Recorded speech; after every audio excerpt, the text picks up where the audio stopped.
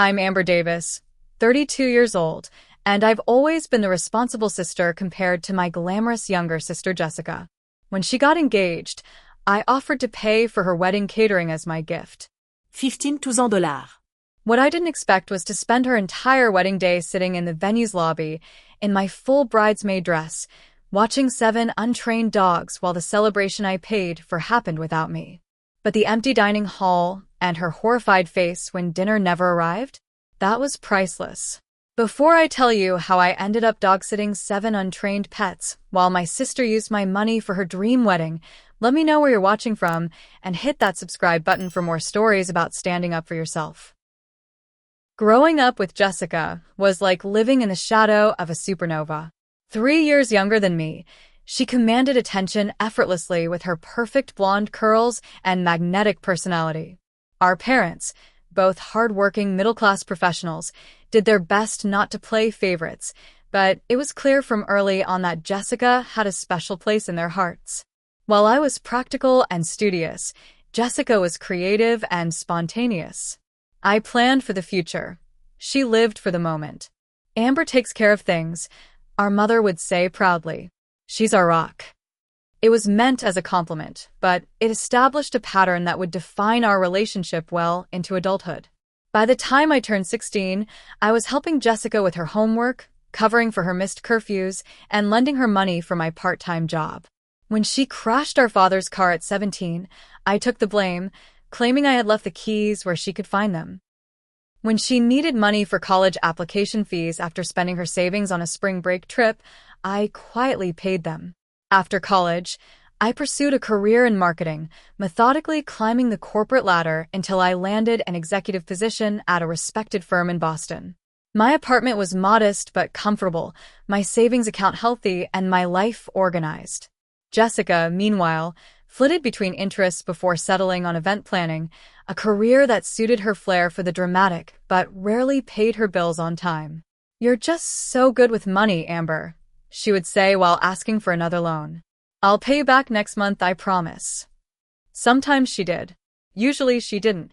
When Jessica met Matthew Grant, a kind-hearted architect with a stable job and a gentle demeanor, I was genuinely happy for her. He seemed to ground her in ways no one else had managed. They dated for 2 years before he proposed, and I'll never forget the phone call I received after he popped the question. "Amber, oh my God, I'm engaged." Jessica's voice was breathless with excitement. "Matthew proposed at the Botanical Garden. The ring is gorgeous. You have to help me plan the wedding." "Congratulations, Jess." "I'm so happy for you," I replied, genuinely thrilled. "Of course I'll help." What followed was an onslaught of Pinterest boards, wedding magazines, and daily texts about everything from dress styles to napkin colors. Jessica had been planning her dream wedding since childhood, and now she was determined to make it a reality. There was just one problem. Her dream wedding came with a nightmare price tag.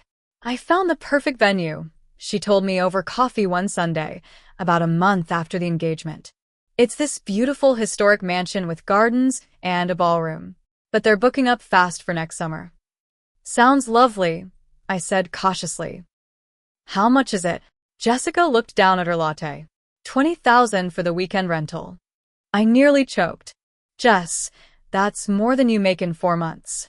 "I know, but Matthew's parents are helping with the venue, and Mom and Dad said they'd help with the flowers and photography." She looked at me with those big, hopeful eyes that had always been my weakness. "And I was hoping maybe you could help with something too?" My instinct was to say I'd help however I could. That's what I always did. But something made me hesitate. "What did you have in mind? The catering?" "It's not that much," she rushed to add. "Maybe 10,000? 15 tops." $15,000. A third of my annual savings. Part of me wanted to laugh, to tell her she was being ridiculous. But another part, the part that had been protecting and providing for Jessica since we were children, was already calculating how I could make it work. "I'll think about it," I said, which Jessica correctly interpreted as a yes. The next few weeks were a whirlwind of venue tours, dress shopping, and vendor meetings. I accompanied Jessica to most of them, offering practical advice that she mostly ignored.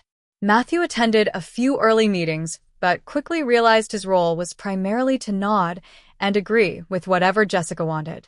She's always dreamed of this day, he told me apologetically after Jessica had a minor meltdown over chair covers. I just want her to be happy. I understand, I said, though part of me wondered if he fully grasped what he was signing up for. 3 months into the planning process, I officially committed to paying for the catering as my wedding gift. Jessica hugged me tightly, tears in her eyes. You're the best sister ever. This is going to be perfect. But even then, there were warning signs. The catering company Jessica selected was unnecessarily expensive. When I suggested alternatives, she dismissed them outright. It's my wedding day, Amber. Don't you want it to be special? Then came the engagement party, which somehow I ended up planning and largely paying for. Then the bridal shower. Then the bachelorette weekend in Miami that cost me another $2,000. Through it all, Jessica's demands grew increasingly extravagant. The wedding party expanded from 4 bridesmaids to 7. The simple 3-course dinner became a 5-course gourmet experience. The wedding cake, originally a reasonable 3 tiers, grew to 5 tiers with hand-painted sugar flowers. But each time I considered putting my foot down, Jessica would pull me aside, squeeze my hand, and say something like, "Having you as my maid of honor means everything to me. You've always been there for me." And so I continued to say yes, even as my savings dwindled and my patience wore thin. As the months passed and the wedding date approached, Jessica's demands became increasingly outrageous. What had started as a $15,000 catering commitment had somehow ballooned to nearly $20,000. First, it was the addition of a champagne toast, then a signature cocktail, then a last-minute switch from chicken to lobster for the main course. The vendor says they need to finalize the menu, I told Jessica 6 months before the wedding. They've already been very accommodating with all the changes. Jessica barely looked up from her phone where she was scrolling through floral arrangements. Tell them we need to add the chocolate fountain. And I want to upgrade the wine selection. Jess, that's another $2,000. We agreed on a budget. She finally looked at me, her expression a mixture of irritation and innocence. It's just money, Amber. Your bonus from work more than covers it. My bonus, which I had mentioned in passing, which I had earmarked for my own vacation and retirement contribution, which was none of her business. That's not the point, I started to say, but Jessica was already moving on. Oh, I forgot to tell you. Stephanie thinks we should add a raw bar during cocktail hour. Stephanie Parker was Jessica's friend from college and a fellow event planner.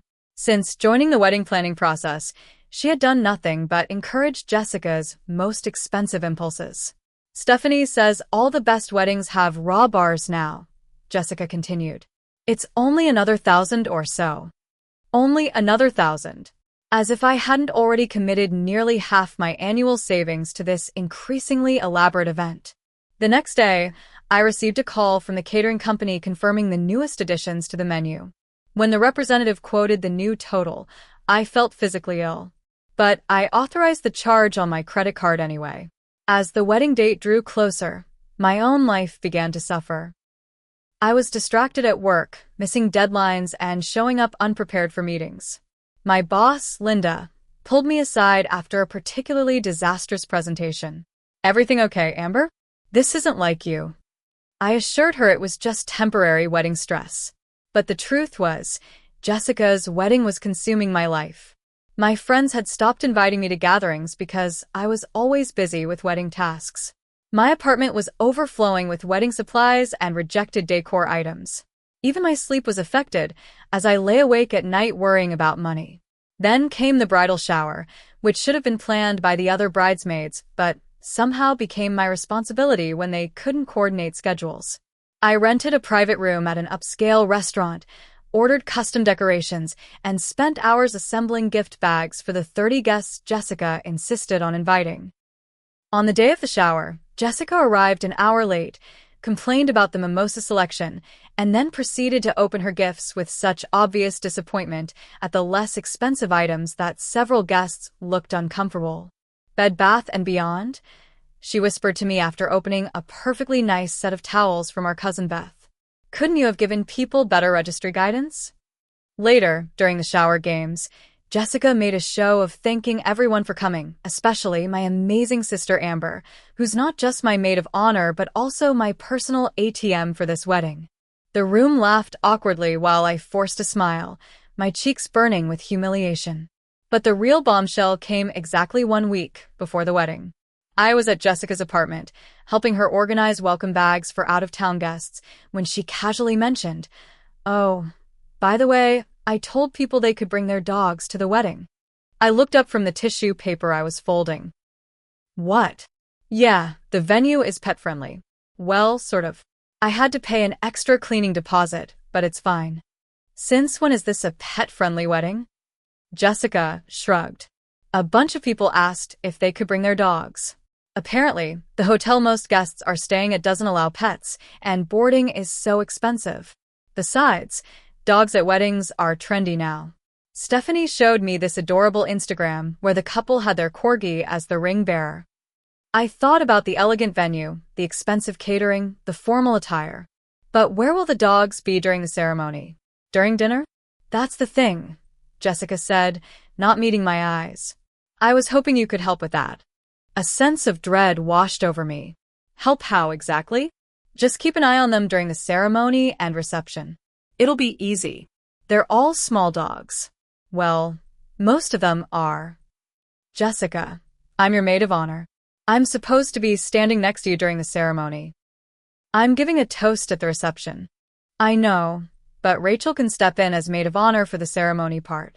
And Kimberly can read your toast. Ich zerrte her, speechless. After all the money I'd spent, all the time I'd invested, Jessica was asking me to miss her wedding to watch dogs. It's not a big deal, she said, mistaking my silence for consideration. It's just for a little while. And you're so good with animals. I had never owned a pet in my life. How many dogs are we talking about? I asked, trying to stay calm. 7. Maybe 8 if my cousin Laura brings her chihuahua. And where exactly would I be watching these dogs? There's a small room off the lobby. Or maybe just in the lobby itself. You'd be able to hear the ceremony, at least. That night, I barely slept. Part of me wanted to refuse outright, to tell Jessica she had finally asked too much. But another part, the part that had been saying yes to Jessica for 3 decades, couldn't form the word no. The next day, I drove to the venue for the final walkthrough. Jessica was busy discussing lighting with the coordinator, so I took the opportunity to investigate this so-called pet-friendly accommodation. What I found was a lobby with marble floors, antique furniture, and absolutely no provisions for animals. "Excuse me," I asked a staff member. "I understand this venue is pet-friendly? For the Davis Grant wedding next weekend?" The young man looked confused. Pets aren't generally allowed inside. There was a special exception made for this event, but they're supposed to remain outside in the garden area. Even if it rains? He shrugged apologetically. Those were the terms agreed upon. When I confronted Jessica about this, she waved away my concerns. "It'll be fine. The weather forecast is perfect. But you told guests they could bring their pets inside." I said they could bring their pets to the wedding. Details. Later that day, I received an email from a guest I'd never met, thanking me for volunteering to watch her labradoodle during the wedding. Then another email from someone asking if I could administer their dog's medication.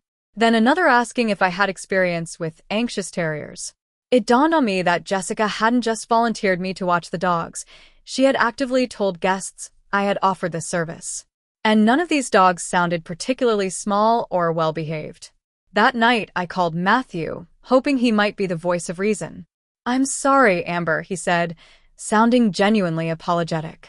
"I've tried talking to Jessica, but you know how she gets when she's set on something. If it helps, I think it's just for the ceremony. You'll definitely be at the reception." But the next day, I overheard Jessica talking to Stephanie about the pet situation. "Amber's going to watch them during the whole thing," Jessica said. "Ceremony, cocktail hour, dinner, dancing, everything." "That's convenient," Stephanie replied. "Does she know?" "Not exactly, but she will." The day before the wedding arrived with perfect June weather, just as Jessica had predicted. I took a personal day from work to help with last-minute preparations, arriving at the venue at 9 in the morning with a car full of decorations, welcome bags, and my bridesmaid dress carefully hung in a garment bag. The historic mansion was even more beautiful than I remembered from our previous visits. Built in the 1880s, it featured marble columns, crystal chandeliers, and a sweeping staircase that Jessica planned to descend during her grand entrance.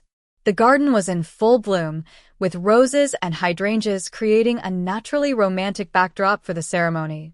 Under different circumstances, I might have appreciated the beauty surrounding me. Instead, I was filled with dread about the upcoming pet-sitting duty that had been thrust upon me. I found Jessica in the bridal suite, surrounded by Stephanie and 2 other bridesmaids, Rachel and Kimberly. They were sipping mimosas and reviewing the day's timeline while a coordinator fluttered nervously around them. "There you are," Jessica exclaimed when she saw me. "Can you check on the place card table? The calligrapher delivered everything yesterday, but I want to make sure they're in alphabetical order." I spent the next 2 hours arranging place cards, confirming details with vendors, and directing the setup crew. Jessica remained in the bridal suite, occasionally emerging to inspect progress and point out issues only she could see. "The chair covers are ivory, not cream," she complained to a harried-looking staff member. "This won't match the table linens at all." By noon, most of the decorations were in place, and the catering staff had begun setting up the kitchen and bar. I took a moment to visit the catering manager, confirming final numbers and payment details. The total had indeed reached just over $20,000 with all of Jessica's additions and upgrades. The manager assured me everything was on track for tomorrow's service.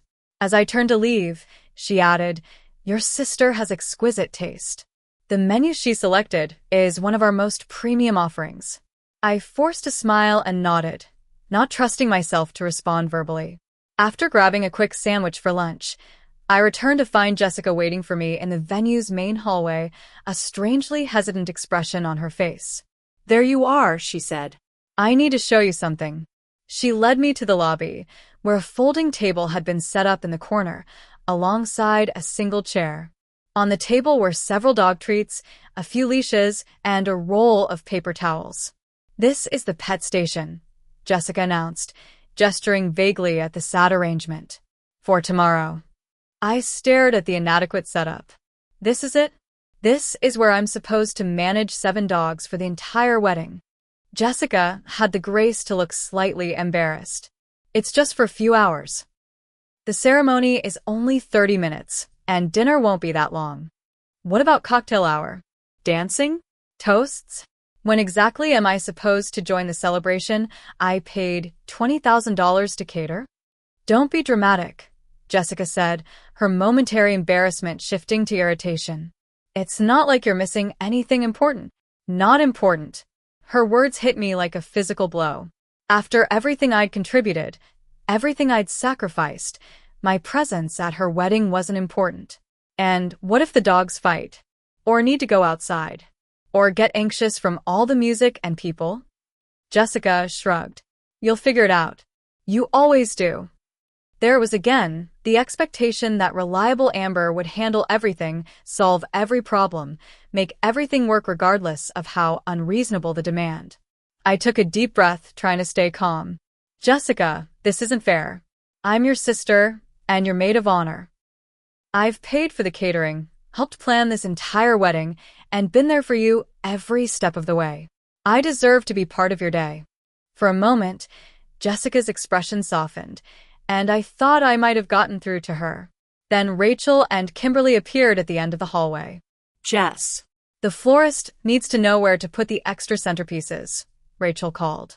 Jessica turned back to me, her resolve visibly hardening. "Look, everyone's counting on you. The guests have already been told you'll watch their pets. It's just one day, Amber. Please don't make this difficult." Rachel approached us, glancing curiously at the pet station. "Is there a problem?" "Amber's just concerned about missing the ceremony," Jessica explained. Rachel gave me a patronizing look. "We'll take lots of pictures for you. And I've been practicing your toast, just in case." "In case of what?" I asked. "In case you're still dealing with the dogs during dinner," Kimberly chimed in, having joined our little group. But I'm sure it'll be fine. Dogs sleep a lot, right? I looked from one face to another, realizing I was outnumbered and outmaneuvered.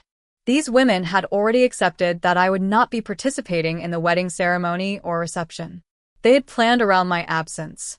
It was a fait accompli. Fine, I said finally, the word tasting bitter in my mouth. I'll watch the dogs. Jessica beamed, instantly relieved. I knew you'd understand. You're the best, Amber. The rest of the day passed in a blur of final preparations. I helped set up the gift table, confirmed the timeline with the DJ, and assisted the florist with last-minute arrangements. Through it all, I felt a growing sense of resentment and disbelief. How had I allowed myself to be relegated to dog-sitter at my own sister's wedding? That evening, during the rehearsal dinner, I sat quietly at my assigned table, picking at my food while Jessica held court at the head table, laughing and accepting well wishes from family and friends. When it came time for toasts, our father spoke movingly about his little girl growing up, and Matthew's best man told amusing stories about the couple's courtship. I was expected to speak too, as maid of honor. I had prepared a heartfelt speech weeks earlier, full of loving anecdotes and sincere wishes for Jessica's happiness. But as I stood and looked at my sister, radiant in her pre-wedding glow and completely oblivious to my feelings, I couldn't bring myself to deliver it as written. Instead, I offered a brief, polite toast that drew confused looks from relatives who expected more emotion from the bride's only sister. Jessica frowned slightly, but quickly resumed her jubilant demeanor when the next speaker stood up. After dinner, as guests began to depart for the night, I overheard a conversation that made my blood run cold. The catering tomorrow is going to be amazing, Jessica was telling Matthew's parents. We upgraded to the premium package. 5 courses, top-shelf liquor, the works. Matthew's father looked impressed. That's generous of you too. Wedding catering isn't cheap. Oh, we're not paying for it, Jessica laughed. Amber is. It's her gift to us. She can afford it. She's doing really well at her job. The casual way she discussed my financial situation, the dismissive tone when mentioning my gift, that had grown far beyond what I had initially agreed to, made something shift inside me. This wasn't just about missing the ceremony or being stuck in the lobby with dogs. This was about a lifetime of being taken advantage of being expected to give and give while receiving nothing in return. That night, back in my hotel room, I lay awake staring at the ceiling, a plan slowly forming in my mind. It was drastic. It was possibly unforgivable. But for the first time in my life, I wasn't sure I cared if Jessica forgave me. Wedding day dawned bright and clear, with a gentle breeze and temperatures in the mid-70s. Perfect weather, just as Jessica had confidently predicted. I woke early after a restless night, my stomach churning with a mixture of anxiety, resentment, and a strange sense of calm determination. At 9 o'clock, I joined the other bridesmaids in the bridal suite where hair and makeup artists were already setting up their equipment. Jessica was in the adjoining room, still in her pajamas, talking rapidly on the phone to someone about last-minute flower arrangements. Morning, Rachel said cheerfully as I entered. We saved you a mimosa. I accepted the glass but didn't drink from it. Despite everything, I had promised to help Jessica prepare for her wedding day, and I intended to keep that promise. Over the next few hours, I assisted with hair and makeup, fetched coffees and snacks, steamed Jessica's elaborate gown, and generally played the role of dutiful maid of honor. Jessica was surprisingly calm throughout the morning preparations, almost serene. When the photographer arrived to capture getting ready moments, she posed with perfect smiles, gathered her bridesmaids for group shots, and even pulled me in for a few sister photos. I'm so glad you're here with me today, she said during a quiet moment, squeezing my hand. For a brief instant, I felt a pang of doubt about my plan.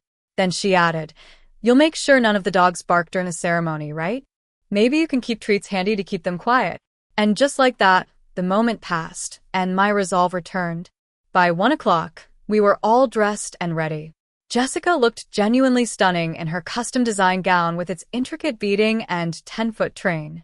The bridesmaids, myself included, wore floor-length silk dresses in a flattering shade of sage green, carrying small bouquets of white roses and baby's breath. "You all look beautiful," the wedding coordinator gushed. "The first guests are arriving now. Bridesmaids, we'll have you line up in about 45 minutes. Jessica turned to me, her expression a mix of excitement and what might have been guilt. "Amber, you should probably head down to the lobby now. The first guests with pets will be arriving soon." I nodded, smoothing down my expensive bridesmaid dress. "I'll take care of it." "Thank you," she said, then hesitated before adding, "Maybe you can slip in at the back for the ceremony if the dogs settle down?" We both knew it was an empty suggestion. 7 untrained dogs would not magically settle down in an unfamiliar environment. I made my way to the lobby, passing guests in formal attire being directed to the garden where the ceremony would take place.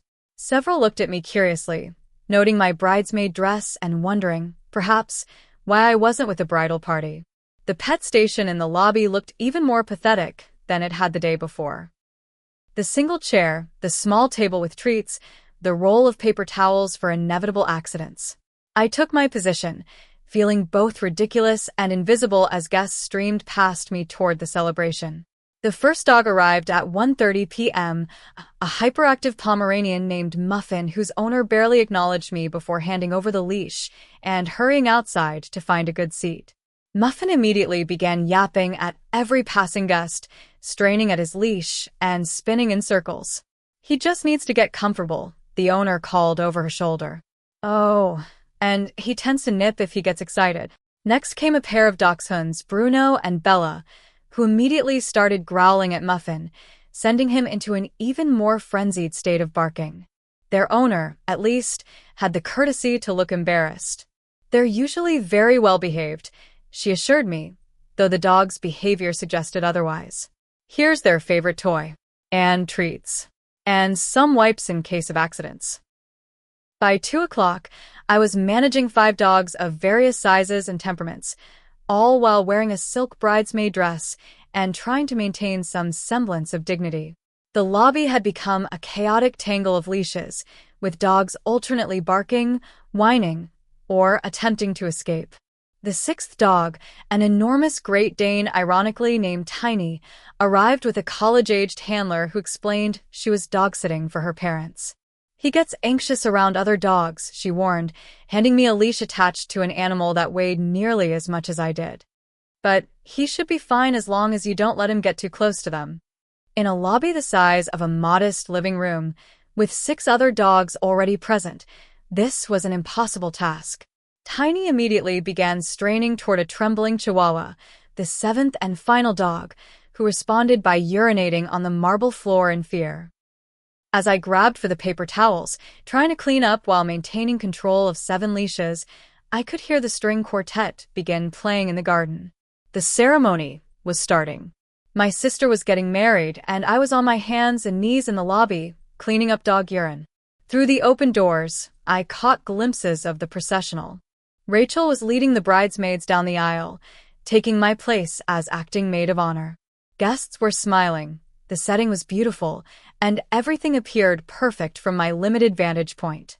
Then Tiny suddenly lunged toward the open doors, apparently deciding he wanted to join the ceremony. The force of the movement pulled me forward, causing me to lose my grip on 2 other leashes.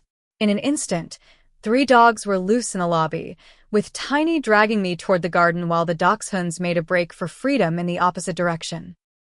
It took nearly 15 minutes of undignified scrambling to recapture all the escaped dogs, by which point my carefully styled hair had fallen, my dress was smudged with paw prints, and my makeup was smeared from exertion. From outside, I could hear the minister's voice continuing with the ceremony, completely unaware of the chaos unfolding just yards away. As I finally settled back into my chair, now with all 7 dogs secured by shortened leashes to various sturdy pieces of lobby furniture, a catering staff member passed through on his way to the kitchen. "Everything going okay here?" he asked, eyeing the scene with poorly concealed amusement. "Just wonderful," I replied, trying to brush dog hair from my dress. "Quite a setup for the reception," he continued conversationally. "That was some last-minute menu upgrade your sister requested yesterday." Premium seafood isn't easy to source on short notice, but we managed. I froze. What last-minute upgrade? The seafood station for the cocktail hour and the upgraded entree options. She called yesterday afternoon to add lobster tails and filet mignon for all guests instead of the chicken option. Added about $5,000 to the total. $5,000. On top of the $20,000 I had already committed to. Without consulting me. Without even mentioning it. I see, I said, my voice unnaturally calm. And that's been confirmed? All set. We'll start serving the hors d'oeuvres right after the ceremony, cocktail hour in the East Salon, then dinner in the main ballroom at 6. He glanced at his watch. Ceremony should be wrapping up any minute now. As if on cue, I heard applause from the garden, signaling the conclusion of the wedding ceremony. Soon guests would be making their way to the cocktail hour, some undoubtedly coming to check on their pets. Jessica and Matthew would be taking photos, celebrating with champagne, enjoying the expensive catering that I was somehow now paying $25,000 for while sitting alone in a lobby with 7 dogs. Something inside me snapped. "Excuse me," I said to the catering staff member. "Could you tell me where I might find your manager?" The catering manager, a professional woman in her 40s named Diana, was supervising the final preparations in the kitchen when I found her. 7 dogs were temporarily secured to various pieces of lobby furniture, entrusted to the reluctant care of a junior server who looked both confused and alarmed at his sudden dog-sitting duties. "Ms. Davis." Diana greeted me, looking somewhat surprised to see a disheveled bridesmaid in her kitchen. "Is everything all right? I need to speak with you privately," I said, my voice steady despite the storm of emotions inside me. She led me to a small office adjacent to the kitchen, closing the door behind us. "What can I help you with?" I took a deep breath. "I understand my sister requested significant menu upgrades yesterday." Diana nodded, consulting a tablet. "Yes, quite extensive changes.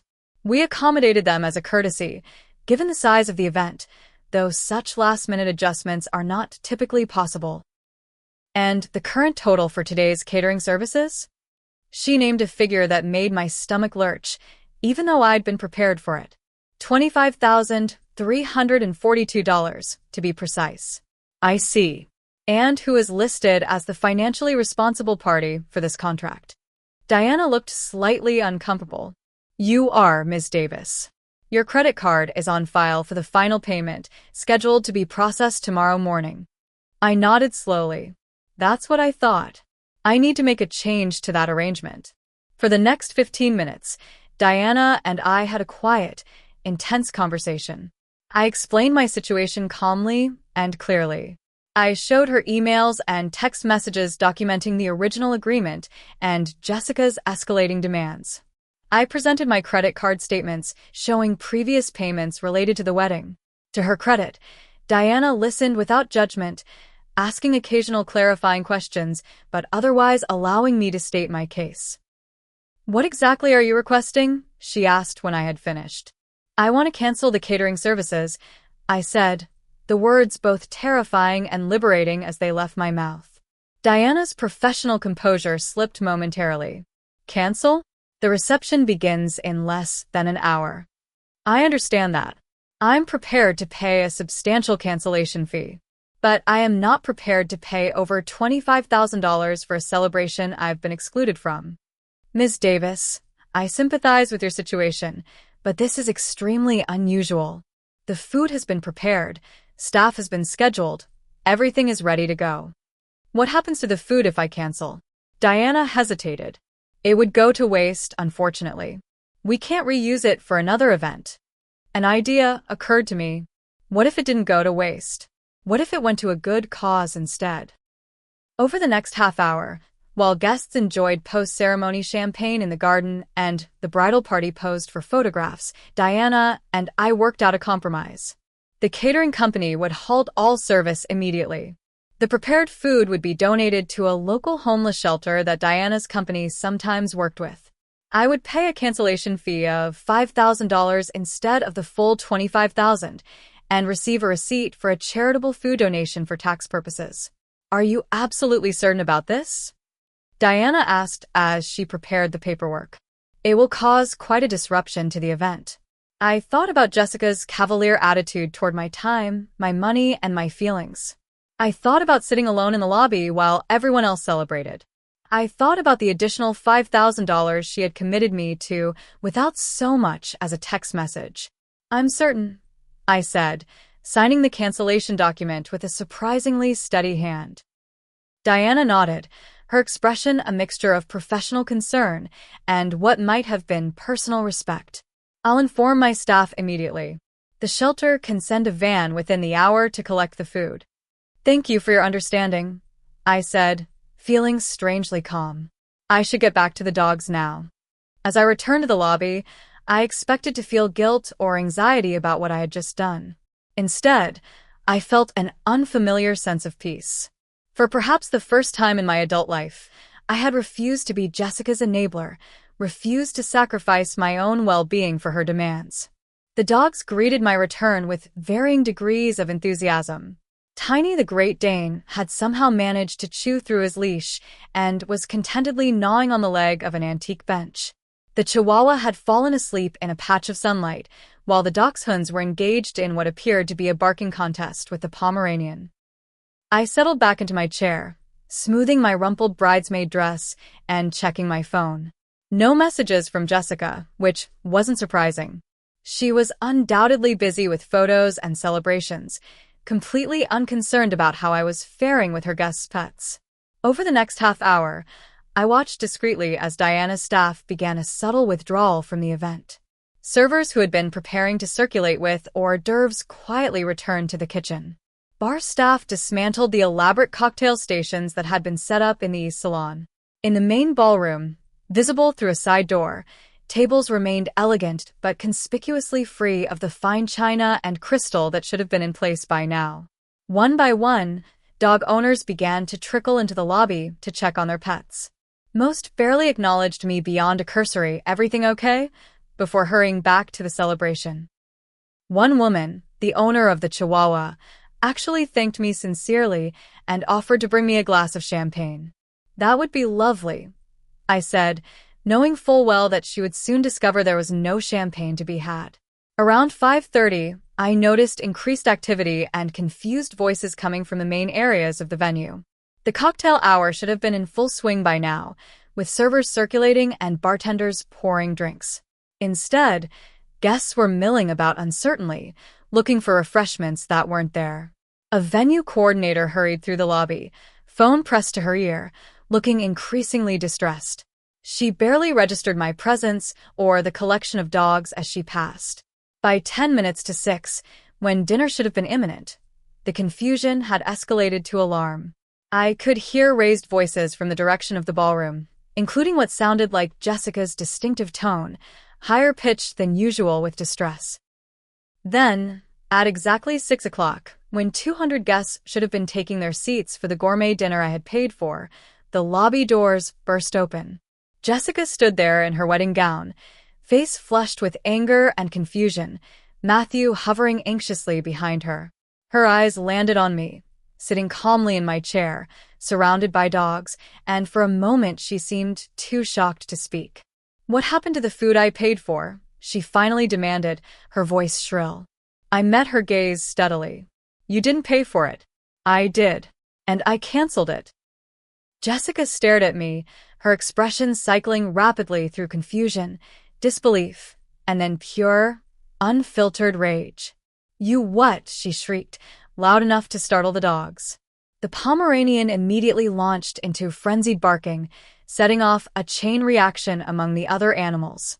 I remained seated, oddly calm amid the chaos. "I canceled the catering. All of it."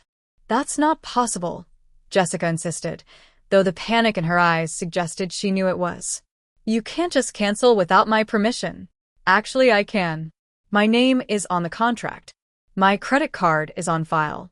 The catering company confirmed I, and the financially responsible party. Matthew stepped forward, his face pale beneath his tan. "Amber, there are 200 hungry guests in there. The venue coordinator is freaking out. Please tell me this is some kind of mistake." "It's not a mistake," I said, meeting his gaze. Jessica made the mistake when she decided I should spend her entire wedding day sitting in this lobby with 7 dogs while she spent my money. Jessica's face contorted with fury. So, this is revenge? You're ruining my wedding because you're jealous? This isn't about jealousy, Jessica. This is about respect. Or rather, your complete lack of it. By now, other people had begun to gather in the lobby, drawn by the commotion. Our parents pushed their way through the small crowd, looking confused and alarmed. What's happening?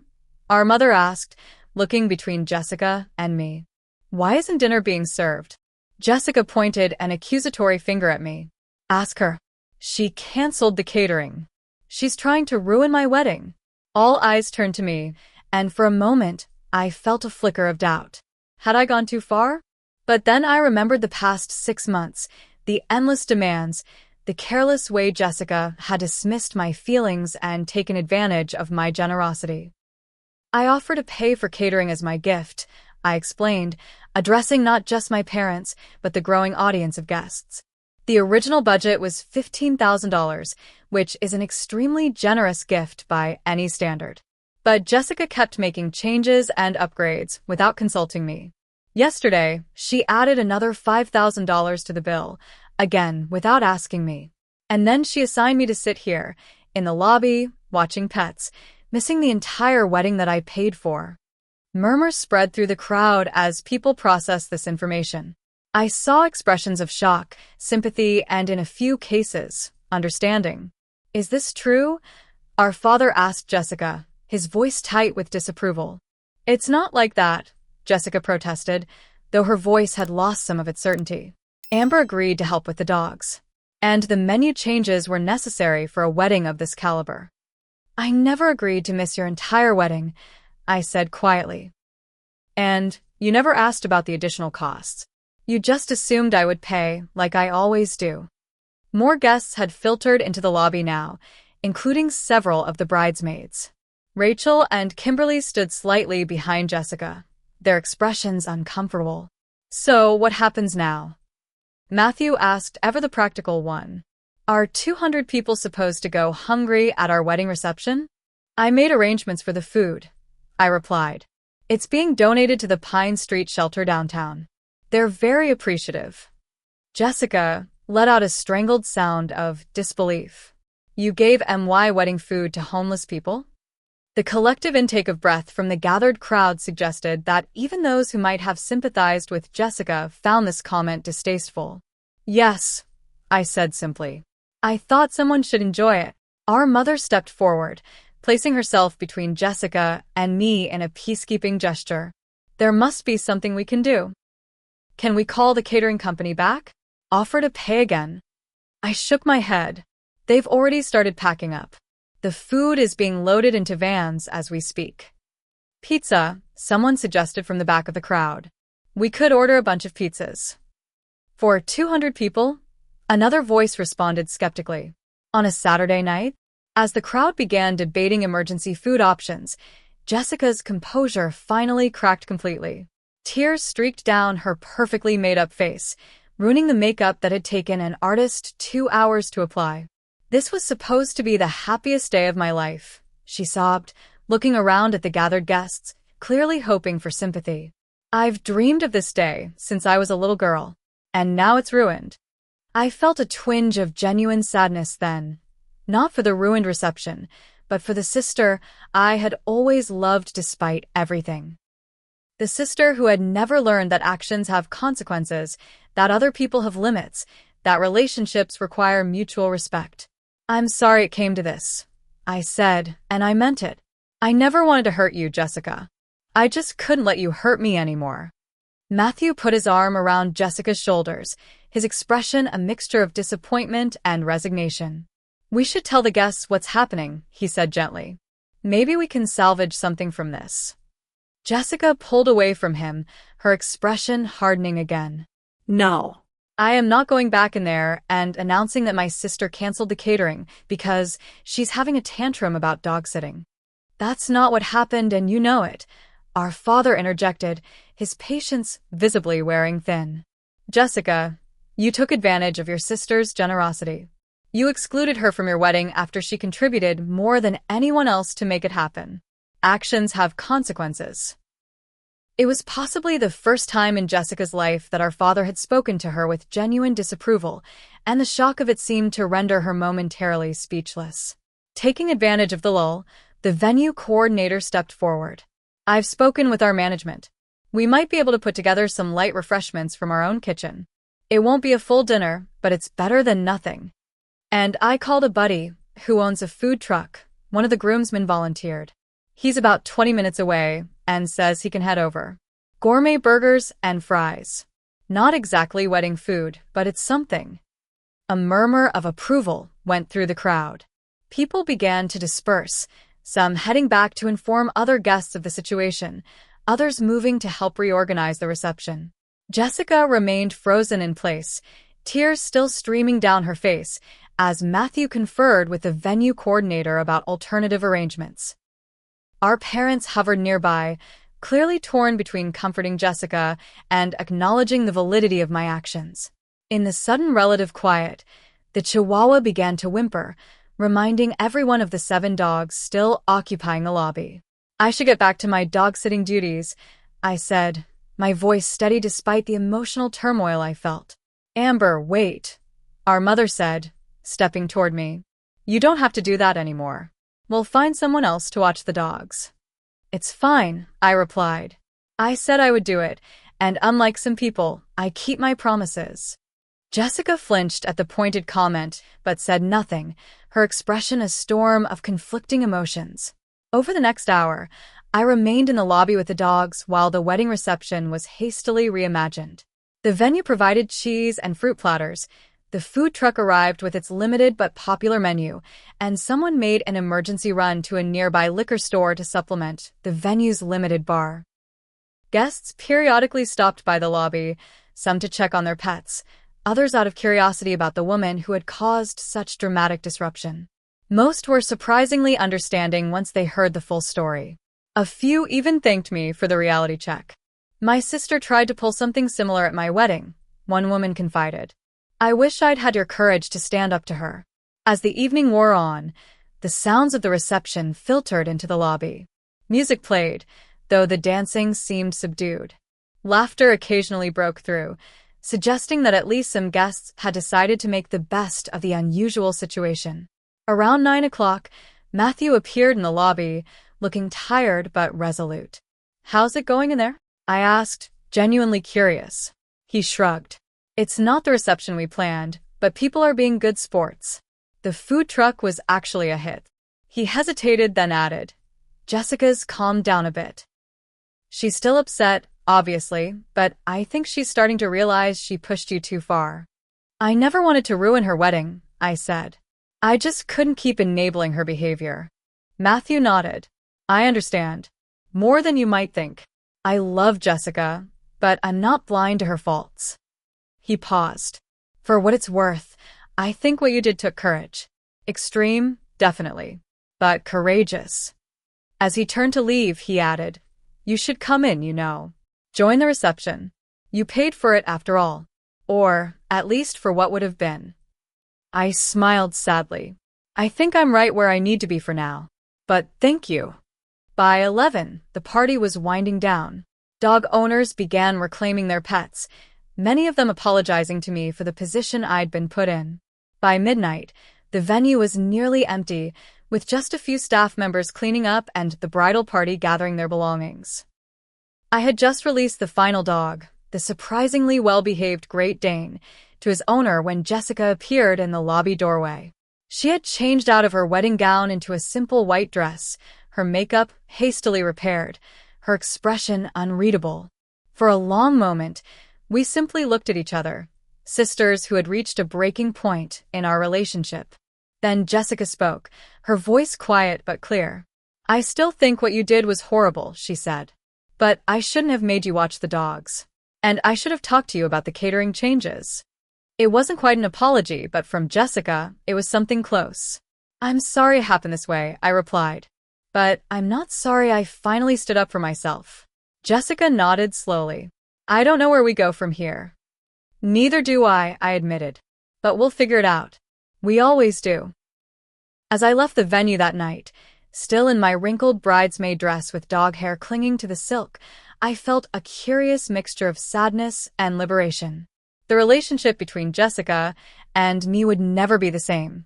But maybe, just maybe, it could eventually be something better. 3 months after Jessica's wedding, I found myself sitting on the balcony of a beachfront hotel in Maui, watching the sunset paint the sky in brilliant shades of orange and pink. The $5,000 I had paid as a cancellation fee for the catering was significantly less than the $25,000 I would have spent, leaving me with enough money to take the vacation I had been postponing for years. The gentle sound of waves breaking on the shore provided a soothing backdrop as I reflected on the tumultuous events of the past months. The aftermath of Jessica's wedding had been difficult, to say the least.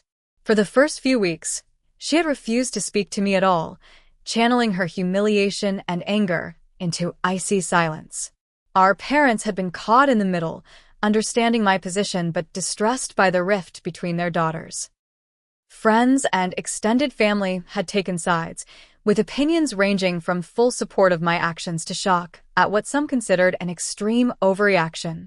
The story had spread through our social circle, growing more dramatic with each retelling until I hardly recognized the events being described. I took another sip of my piña colada and smiled at how peaceful I felt despite everything. The time away had given me perspective, allowing me to see the wedding incident not as an isolated event, but as the culmination of a lifetime of unhealthy patterns. My phone buzzed with a text notification. It was from Matthew, checking in as he had done periodically since the wedding. Unlike Jessica, he had maintained contact, serving as an unexpected bridge between us. "How's Hawaii?" his message read. "Jessica saw your beach photo on Instagram." She didn't say anything, but she didn't make a face either. "Progress." I smiled. It was indeed progress. Last week, Jessica had finally accepted my friend request on social media after having blocked me immediately following the wedding. She hadn't interacted with any of my posts until now, but the fact that she was looking at them was a small step forward. As I was considering my response, a hotel staff member approached with an envelope. "Ms. Davis? This was delivered for you at the front desk." Curious, I accepted the envelope. Inside was a postcard showing the Boston skyline, my hometown. On the back, in Jessica's unmistakable handwriting, was a short message. "Amber, I've been doing a lot of thinking. When you get back from your trip, maybe we could meet for coffee. Jessica." I read the message twice, surprised by the emotion it evoked. It wasn't an apology, but from Jessica, it was a significant olive branch. My trip to Hawaii had been about more than just enjoying the vacation I'd been denied by financing Jessica's wedding. It had been about reclaiming my time, my resources, and most importantly, my self-respect. For the first time in my adult life, I had prioritized my own needs without guilt, without constantly calculating how my choices would affect others, particularly Jessica. The freedom was both exhilarating and terrifying. Without the familiar role of Jessica's protector and provider, I had been forced to re-examine my own identity. Who was Amber Davis when she wasn't solving someone else's problems? What did she want from life?